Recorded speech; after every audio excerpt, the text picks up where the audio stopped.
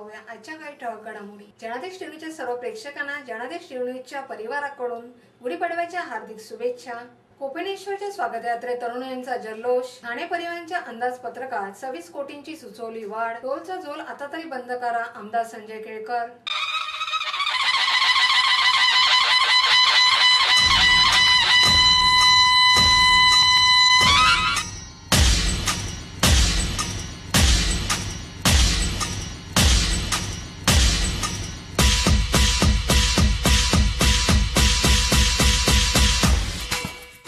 जनादेश टीव्हीच्या सर्व प्रेक्षकांना जनादेश टीव्हीच्या परिवाराकडून गुढीपाडव्याच्या हार्दिक शुभेच्छा।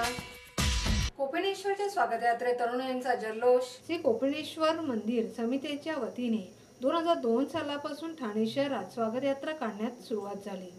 त्यानंतर 2006 साली स्थापन झालेल्या श्री कोपिनेश्वर सांस्कृतिक न्यासने स्वागत यात्रा काढण्यास सुरुवात केली।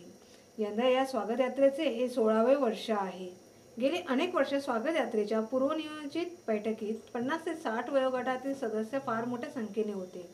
यंदा मात्र पूर्वनियोजित बैठकीकरिता तरुण मंडळी मोठ्या संख्येने उपस्थित होते। महिलांच्या बाईक रॅली, रिसायकल रॅली, विविध कॉलेजमधील विविध स्वयंसेवकाच्या रूपात तरुण मंडळी मोठ्या संख्येने सहभागी झाले होते। तसेच तरुणाईला स्वागत यात्रेत मोठ्या संख्येने सहभागी करून घेण्यासाठी गेल्या वर्षी आयोजित केलेले सेल्फी विथ स्वागत यात्रेचे यंदा देखील आयोजन करण्यात आले होते। याशिवाय गुढीपाडव्याच्या पूर्वसंध्येला आयोजित दीपोत्सव बरोबरच तालवाद्याचा कार्यक्रम, नृत्यांचा कार्यक्रमात मोठ्या संख्येने तरुणांचा सहभाग मोठ्या संख्येने होता।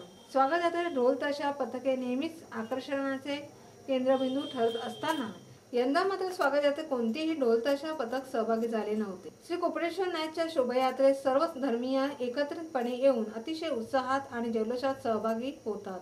श्री कोपिनेश्वर नाथचा मुख्य शोभा यात्रेसह कोपरी पूर्व, सावरकर नगर, लोकमान्य नगर, येऊर, कळवा खारेगाव, ब्रह्मांड यासारख्या उपयात्रेच्या माध्यमातून स्वागत यात्रेतील सहभाग वाढला आहे। यंदा मुलगी वाचवा, मधमाशा संवर्धन, एक गाव एक होळी, मराठी भाषा व मराठी शाळा वाचवा, देहदान व अवयवदान जागृती, कर्करोग जागरूकता विषयांबरोबरच सुमारे 40 ते 50 चित्ररथ यंदा शोभायात्रेत सहभागी झाले होते।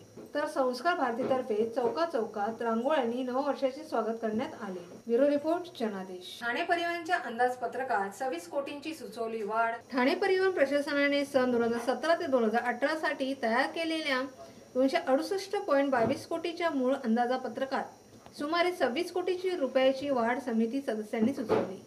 यंदा स्थायी समिती गठीत नसल्याने अंदाजपत्रक थेट महासभेत मांडण्यात येणार आहे।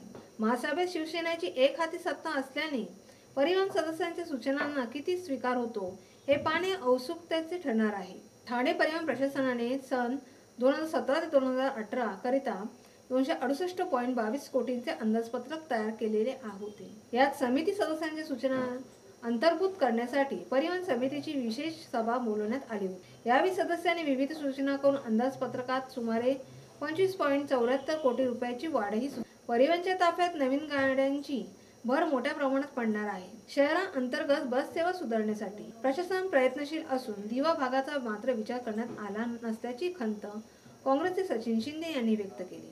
नवीन बसेस चालवण्याचे कंत्राट देताना ठाणेकरांच्या हितांना आणि परिवहनच्या अधिकाऱ्यांना बाधा पोहोचणार नाही अशी सूचना शिंदे यांनी केली।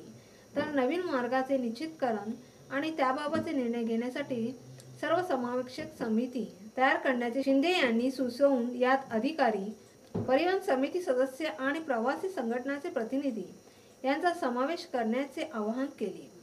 शिवसेनेचे अनिल भोर यांनी देखील अभ्यासपूर्व सूचना केल्या। थेट महासभेत हे अंदाजपत्रक सादर होणार असल्याचे परिवहनला मिळणाऱ्या वागणुकीची भावना दूर करण्यासाठी संधी मिळाल्याचे भोर यांनी सांगितले। परिवहनच्या बसेस जुन्या मार्गावर सुरूच ठेवून परिवहनच्या उत्पन्नात तूट होणार नाही याची काळजी घ्यायला हवी, तर कंत्राटी बस सेवा नवीन मार्ग देण्यात यावे अशी सूचना करीत भोर यांनी परिवहन प्रशासकीय भवनातील ओस पडलेल्या गाळ्यांच्या माध्यमातून परिवहनला लाखो रुपयाचे उत्पन्न भाड्यापोटी मिळू शकेल याचा विचार करण्याची मागणी केली। परिवहनच्या नवीन 50 बसेस खरेदीसाठी 35 कोटीची तरतूद करण्यात आली आहे। ही वाढवून 100 बसेससाठी 70 कोटीची तरतूद करावी अशी मागणी सेनेचे राजेंद्र महाडिक यांनी केली। सेनेचे सदस्य प्रकाश पायरे यांनी प्रशासनाची चालढकल वृत्तीबाबत नाराजी व्यक्त केली. गतवर्षी टायर रिमोल्डिंग करिता 1,15,00,000 रुपयाची तरतूद करण्यात आली होती. मात्र वागळे आणि कळवा आगारात 30 बसेस टायर अभावी उभ्या असताना त्या तरतुदीपैकी फक्त 9,66,000 रुपये खर्च करण्यात आले आहेत. प्रशासनाच्या अनास्थेमुळे या 30 गाड्यांच्या माध्यमातून सुमारे 90 लाखाचे नुकसान झाले. या प्रकरणी दोषी अधिकाऱ्यांवर कारवाई करण्याची मागणी पायरे यांनी केली. यावेळी राजेश मोरे यांचेही सूचना वजा भाषण झाले. परिवहनच्या मूळ अंदाजपत्रकात समितीने 25.74 कोटींची वाढ सुचवली. 1,04,00,000 रुपयाच्या जाहिरात भाड्यात 7,74,00,000 रुपयाची वाढ सुचवण्यात आली, तर संचलन तुटीत 18 कोटीची वाढ सुचवण्यात आली आहे. खर्चाच्या भागात सेवानिवृत्ती उत्पादन निधीत 5,47,00,000ची तरतूद 21,06,00,000 रुपयापर्यंत नेण्याचे सुचवण्यात आले आहे. कर्मचारी थकबाकी 24,08,00,000 रुपये अंदाजित असून 34,08,00,000 रुपयापर्यंत वाढवण्याचे सुचवण्यात आले. कार्यशाळा आणि इतर खर्चात 15 लाखाची वाढ सुचवण्यात आली. ब्युरो रिपोर्ट जनादेश. घेऊया एक छोटीशी विश्रांती. अहो, आपण आपलं घर स्वच्छ, सुंदर, नीटनेटकं ठेवतो ना, मग आपण आपल्या शहराच्या बाबतीत उदासीन का? आपलं शहर स्वच्छ, सुंदर आणि नीटनेटकं ठेवणं ही आपली जबाबदारी आहे, हो ना? मग उचला फोन आणि विना परवाना होर्डिंग्स, बॅनर्स कुठे दिसले तर 1800-222-108 या टोल फ्री क्रमांकावर कळवा किंवा 75069464155 या भ्रमणध्वनीद्वारे आपली तक्रार नोंदवा किंवा महापालिकेने तयार केलेल्या स्टार ग्रेड ॲप्लिकेशनद्वारे आपली तक्रार नोंदवा. त्याची दखल त्वरित घेतली जाईल. लक्षात घ्या, आपला छोटासा सहभाग आपलं शहर स्वच्छ, सुंदर आणि नीटनेटकं बनवू शकतो. जसं आपलं घर तसं आपलं ठाणे शहर.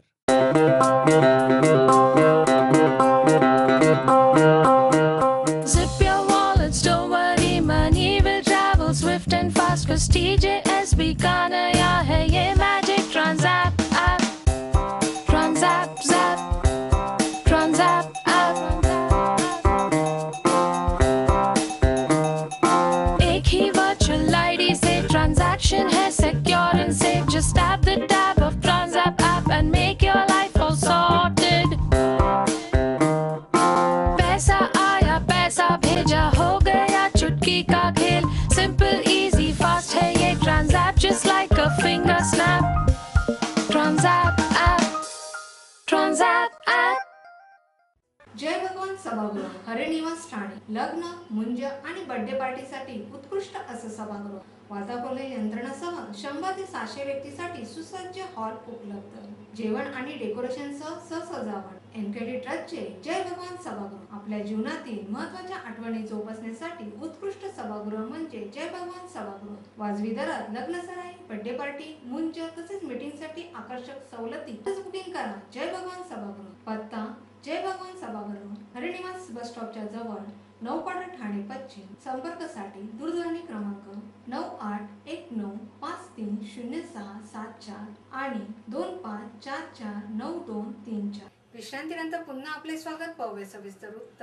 टोलचा झोल आता तरी बंद करा, आमदार संजय केळकर. ठाणे शहराच्या चारही बाजूने टोल वसुली होत असल्याने मुंबई ठाण्याकडे ये-जा करणाऱ्या नागरिकांना प्रचंड आर्थिक भुर्दंड सोसावा लागतो. त्यासाठीचे धोरण ठरवण्यासाठी नेमलेल्या समितीच्या शिफारशी व त्यांनी सुचवलेल्या उपाययोजना तात्काळ अंमलात आणून ठाणेकरांची या टोलच्या जाचातून त्वरित सुटका करावी आणि टोलचा झोल कायम संपवावा, अशी जोरदार मागणी भाजपा नेते व ठाण्याचे आमदार संजय केळकर यांनी विधानसभेत केली. विधानसभेत अर्थसंकल्पीय मागण्यांवर चर्चा झाली. या चर्चेत भाग घेताना आमदार केळकर बोलत होते. राज्य सरकारने अनेक टोल नाके बंद केले आहेत. लवकरात लवकर टोल बंद करण्याच्या पर्यायाचा वापर करून ठाणेकरांची टोलमधून सुटका करावी आणि ठाणेकरांना दिलासा द्यावा, अशी सूचना आमदार केळकर यांनी विधानसभेत केली. ब्युरो रिपोर्ट जनादेश. आपल्या समस्या, सूचना व अभिप्राय आमच्यापर्यंत पोहोचवण्यासाठी आमचा पत्ता